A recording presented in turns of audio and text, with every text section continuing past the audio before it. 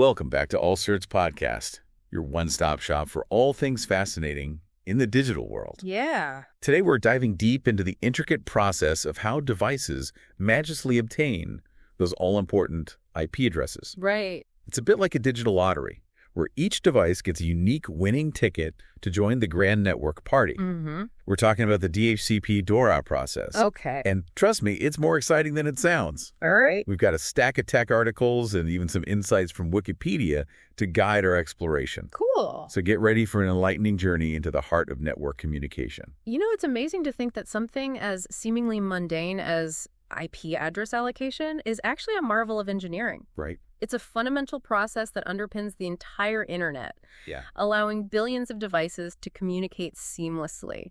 Okay, help me wrap my head around this. Sure. How does DHCP actually work? Okay. I mean, I connect to Wi-Fi all the time, but I've never really stopped to think about what's happening behind the scenes. Well, imagine a world where you had to manually assign an IP address to every single device that wanted to connect to your network. Oh, wow. It would be a logistical nightmare, especially with the sheer number of devices we use today. Yeah, that's true. That's where DHCP comes in. Yeah. It automates the process, making it incredibly efficient and user-friendly. So DHCP is like a digital concierge taking care of all the tedious address assignments so we don't have to. Exactly. Wow. It acts as a dynamic host configuration protocol, hence the acronym DHCP, Right. ensuring that every device gets a unique IP address and all the necessary network configuration information without any manual intervention. Uh-huh. It's a true game changer in the world of networking. All right, so let's talk about this DORA process, the secret handshake that makes all this magic happen. Okay. I'm genuinely curious about how it works. DORA is an acronym that stands for Discover, Offer, Request, and Acknowledgement. Okay. Each stage represents a critical step in the IP address allocation process. Huh?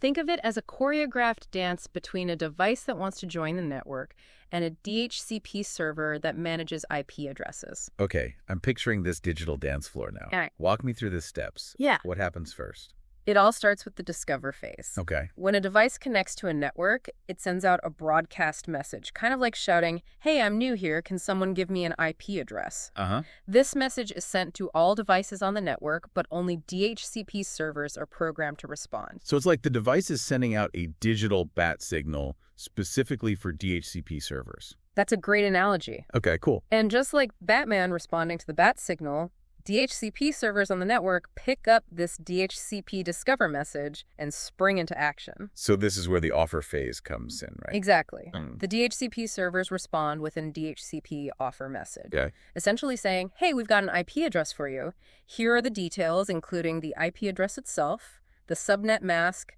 the lease time for the address, and other important network information." It's like presenting the device with a customized welcome package. So it's not just a random address being thrown at the device. Yeah. It's a carefully curated offer with all the bells and whistles needed to join the network party. Precisely. Wow. Each DHCP server that received the Discover message will send an offer.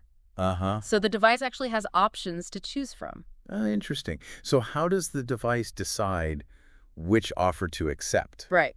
Does it just pick the first one that comes along? Not necessarily. This is where the request phase comes into play. Okay. The device evaluates the offers it has received, and it selects the one it deems most suitable. Gotcha. It then sends a DHCP request message back to the DHCP server that provided the chosen offer, essentially saying, "Thank you, I'll take this one." So it's like the device is browsing through a menu of IT addresses and selecting the one that tickles its digital fancy. That's one way to put it. All right. It's all about finding the best fit for the device's needs. Right.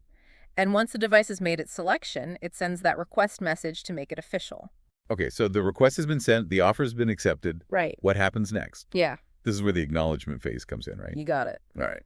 The chosen DHCP server receives the request message and sends back a final DHCP acknowledgement message. Okay. This is like the official stamp of approval, confirming the IP address assignment and finalizing all the configuration details.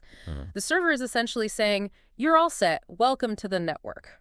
So in a nutshell, the acknowledgement phase marks the end of the DORA process and the beginning of the device's journey on the network. Absolutely. Wow.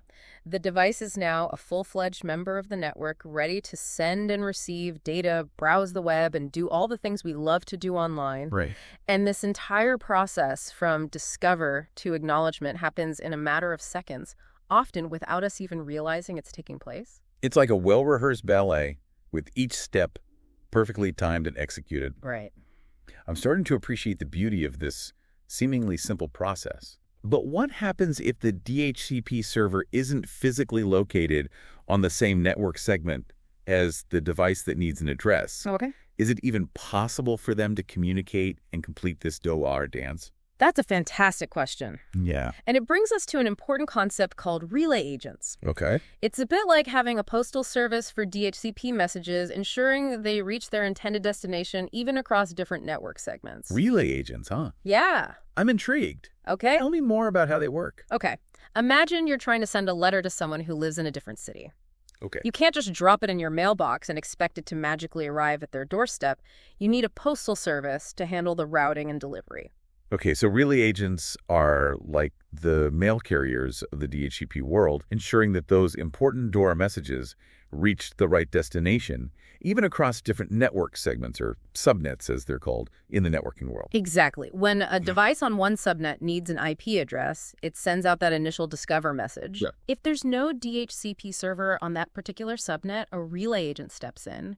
It intercepts the discover message and forwards it to a DHCP server located on a different subnet. So it's like the relay agent is saying, hey, I know you're looking for a DHCP server, and I know where to find one. Let me forward your message to the right place.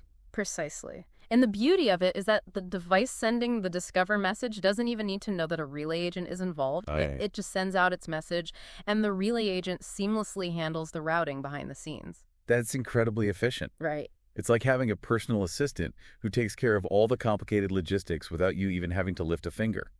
And it's not just about forwarding the initial discover message. Oh, okay. The relay agent also handles the responses coming back from the DHCP server. Good. It receives the offer request and acknowledgement messages and makes sure they get back to the original device that requested the IP address. So the relay agent is like a two-way communication channel, ensuring smooth and reliable message delivery throughout the entire DORA process, even across different subnets. It's a crucial piece of the puzzle. Absolutely. Relay agents are the unsung heroes of large networks, enabling seamless IP address allocation across multiple segments. Without them, managing IP addresses on complex networks would be a nightmare. Okay, so we've talked about the individual steps of the DORA process and the role of relay agents. Right. But I'm curious, is there anything special about the order of those steps? Could they happen in a different sequence, or is there a specific reason why it's discover, then offer, then request, then acknowledgement? That's a great question, and it gets to the heart of why the DORA process is so effective. Okay. The sequence is carefully designed to ensure efficiency, avoid conflicts, and provide flexibility for both the device and the DHCP server. Okay, I'm all ears. Walk me through the logic behind this digital choreography. The discover phase is essential because it allows devices to announce their presence and request an IP address without needing any prior knowledge about the network. They simply broadcast a message and wait for a response. It's like knocking on the network door and saying, hello, is anyone home? I'd like to join the party. Exactly. And the offer phase provides flexibility by allowing DHCP servers to present multiple options to the requesting device. This way, the device can choose the best offer based on its needs rather than being assigned an arbitrary address. It's like being presented with a selection of welcome gifts, allowing the device to pick the one it finds most appealing. Precisely. And the request phase is crucial for conflict resolution. Okay. By explicitly requesting a specific offer, the device ensures that no other device on the network will be assigned the same IP address. It's like reserving a seat at the network table. So it's all about avoiding those awkward moments where two devices show up with the same IP address and start arguing over who gets to use it. Exactly. The request phase brings order and clarity to the process. And finally, the acknowledgement phase is like the official confirmation solidifying the agreement between the device and the DHCP server. It's like signing the digital lease agreement, making it official. So each step plays a critical role in ensuring a smooth and reliable IP address allocation process. It's a testament to the elegant design of DHCP. Right. But all this talk about automatic address assignment makes me wonder about security. Yeah. If it's so easy for devices to get IP addresses, couldn't someone exploit this process for malicious purposes? You've hit on a crucial point. While DHCP is incredibly convenient, it does introduce certain security risks. Yep. For instance, a rogue DHCP server could be set up on a network to distribute incorrect information or even redirect traffic to malicious websites. It's like having a fake party planner showing up and giving everyone the wrong directions, leading them to a deserted warehouse instead of the actual celebration. That's a great analogy. And that's just one example of how DHCP can be exploited. There are other risks, such as denial of service attacks, where a malicious actor floods the network with DHCP requests, overwhelming the server, and preventing legitimate devices from obtaining IP addresses. So it's like someone clogging the network pipes, preventing the smooth flow of information, and causing a digital traffic jam. Exactly. And then there's the risk of man-in-the-middle attacks, where an attacker intercepts DHCP messages between a device and the server, potentially stealing sensitive information or injecting malicious code. Wow, so it's like having a sneaky eavesdropper listening in on the conversation and potentially manipulating the messages being exchanged. Not good. Definitely not. That's why network security is paramount, especially in today's world where cybersecurity threats are constantly evolving. Yeah, for sure. Thankfully, there are several measures that can be taken to mitigate these DHCP-related risks. Okay, so what are some of the ways we can protect ourselves from these digital party crashers and eavesdroppers? One common technique is DHCP snooping, where network switches are configured to filter out unauthorized DHCP messages. It's like having a digital bouncer at the door, checking credentials and preventing unwanted guests from sneaking in. I like that analogy. So DHCP snooping helps ensure that only legitimate DHCP servers are allowed to participate in the IP address allocation process. Exactly. What other safeguards are there? Another important measure is port security, Oh, which limits the number of devices that can connect to a specific network port.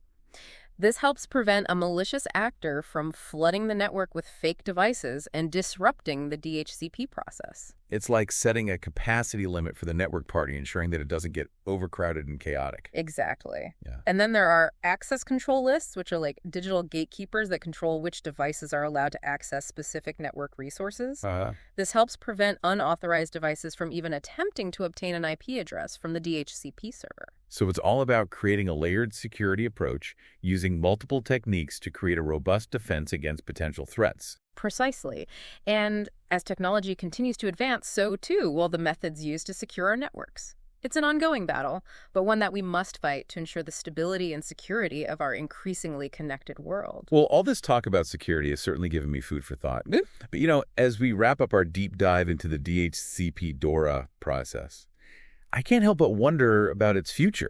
I mean, we're hearing so much about IPv6 these days and how it's going to replace IPv4. Right. Does DORA still apply in this new world of IP addresses? That's an excellent question, and it's one that often causes confusion. Yeah. The short answer is yes. The DORA process is still relevant in the world of IPv6. Okay. However, there are some important nuances to consider. Okay, I'm intrigued.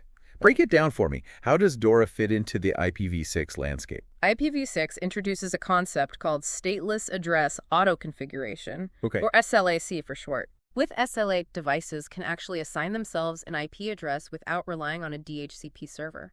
It's like having a self-service kiosk at the network party, where devices can grab an address without needing a concierge. Wow, that sounds incredibly efficient. So does that mean DHCP is becoming obsolete in the IPv6 world? Not quite. Okay. While SLAP can handle basic IP address assignment, DHCP v6, which is the IPv6 compatible version of DHCP, still plays an important role. Gotcha. It's often used to provide additional configuration information such as DNS server addresses, domain names, and other network-specific settings. So it's like SLA takes care of the initial address allocation and then DHCP v6 steps in to fine-tune the configuration and provide those extra bells and whistles. Exactly. Okay, cool. And DHCP v6 can also be used to manage IP addresses in a more centralized and controlled way, which can be beneficial for large networks with specific security or policy requirements. So even in the IPv6 world, the DORA process, albeit in its IPv6 compatible form, still plays a vital role in ensuring smooth and efficient network communication. Absolutely. It's a testament to the flexibility and adaptability of the DHCP protocol that it is seamlessly transitioned to the world of IPv6, continuing to provide those essential network configuration services. Well, it's been an enlightening journey into the world of DHCP, the DORA process. I feel like I've gained a whole new appreciation for the intricate dance that happens behind the scenes every time we connect to a network. I agree. It's one of those foundational technologies that we often take for granted. But without it, our digital world would grind to a halt. It's the invisible hand that orchestrates the flow of information connecting us to the vast resources of the internet. And speaking of connections, let's connect with our amazing listeners out there. If you've enjoyed this deep dive into the DHCP DORA process, be sure to hit that like button and subscribe to All Sorts Podcast on YouTube. Your support helps us reach more curious minds and keeps the exploration going. And don't forget to share this episode with your friends, family, colleagues, anyone who might be intrigued by the inner workings of the internet. Spread the knowledge and spark some fascinating conversations. We love hearing from our listeners, so drop us a comment below and let us know what you found most insightful about today's deep dive. Yeah. What aha moments did you have? Right. What questions are still swirling in your mind? And if you're craving more knowledge exploration, be sure to check out our past episodes covering a wide array of captivating topics, from the history of the internet to the ethics of artificial intelligence to the future of space travel. We've got something for everyone. And to stay connected with us beyond the podcast, follow us on X, Instagram, and Threads. We share behind-the-scenes glimpses of our research process, thought-provoking articles, and engage in lively discussions with our community. Join the conversation, and let's keep those synapses firing. It's been a pleasure diving deep with you all today. Remember, every like, share, and subscription helps All Sorts Podcasts connect with a wider audience and expand our network of curious minds. Much like a well-allocated IP address enables seamless communication in the digital realm. Beautifully said. So until our next deep dive, keep those minds curious, keep those questions flowing, and keep exploring the boundless wonders of our digital world. And as always, thank you for joining us on All Sorts Podcast.